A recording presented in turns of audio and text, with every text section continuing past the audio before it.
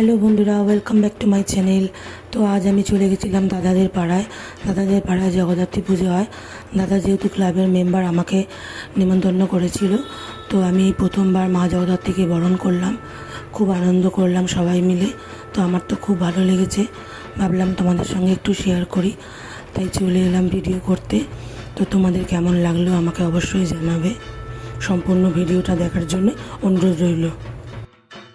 বরণ হয়ে যাওয়ার পরে আমরা সবাই সিঁদুর খেললাম, সব ওরা মিলে, শ্রীরা মিলে। তো এরপরে আমরা গাড়িতে উঠে পড়লাম ঘাটের উদ্দেশ্যে। মায়ের চোখটা দেখে যেন মনে হচ্ছে মা কাঁদছেন, খুবই খারাপও লাগছে, কিন্তু মা তো সবসময় আমাদের সঙ্গেই থাকেন। তো সবাই আমরা কুটিঘাটে চলে এসেছি, গাড়ি থেকে সবাই নেমে পড়েছি। তো এবার মাকে নামানোর তড়িঘড়ি চলছে। ভালো লাগার সাথে সাথে খুব মনটাও খারাপও লাগছে যে মা আজ চলে যাচ্ছেন শ্বশুরবাড়ি, আবার 1 বছর পর আসবেন বাপের বাড়িতে।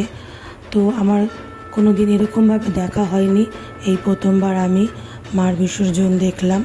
খুবই ভালো লাগলো দেখে, আনন্দ করলাম, সঙ্গে চোখে জলও আসছিল মাঝে মাঝে যে মা চলে যাচ্ছেন আমাদের ছেড়ে।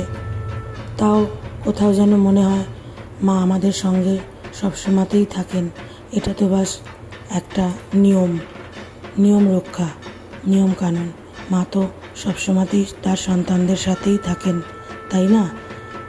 তো আপনারাও দেখুন কি সুন্দর লাগছে। উনি কিন্তু ঢাকি নয়, কিন্তু কি সুন্দর ঢাক বাজায়।